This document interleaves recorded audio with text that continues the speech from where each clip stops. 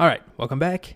Last video on doubly linked lists. What I'd like to do here is just run down and recap the big O notation for the common operations: insertion, removal, searching, and access. Same thing that we did for singly linked lists. And in a lot of cases, it's very similar, but there's a couple of exceptions. So insertion is constant time, which is the same. It's what it was for a singly linked list.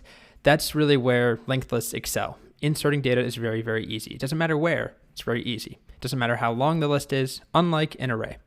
Removal for a doubly linked list is always constant, which is not the case for a singly linked list. Remember that if we are removing from the end of a singly linked list, we have to iterate over the entire thing until we get to the second to last item to make that the new tail. On a doubly linked list, it's constant time. It doesn't matter if you're at the millionth item. You don't have to traverse the entire list to get to the 999th node. You just do .previous. So removal is faster, or it can be at least. Searching is still O of n, but I have a note down here because the way we implemented searching is optimized, where we either start on the left side from the head and move towards the middle, or we start on the right side from the tail and move towards the middle, depending on what the index is, if it's closer to the end or to the beginning.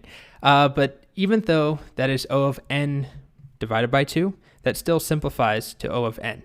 Overall, as n grows, it's still insignificant if we're dividing it by 2 when we talk about things like n squared or constant time. The differences are so large that dividing by 2 doesn't matter, so we simplify it to O of n. But keep in mind, it is faster still, and it's worth knowing that because we use that divide and conquer approach where we either start at the beginning or the end and move towards the middle. All right, so that's the big O. Really what it comes down to is that doubly linked lists are basically the same, except there's an extra pointer pointing to the previous node, so we have 2 connections. And that does make certain things much easier.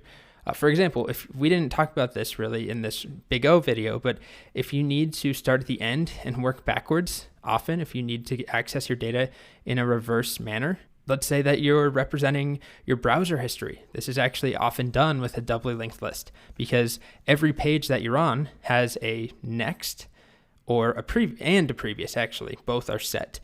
So, if I hit back, which I won't do, who knows what I was looking at before this, but if I hit back, there's a web page.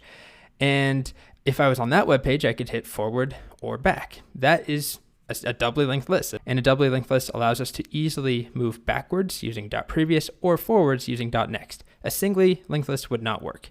Also, doubly linked lists are better for finding things because it can be done in half the time. However, that extra pointer comes at a cost because it does take up more memory.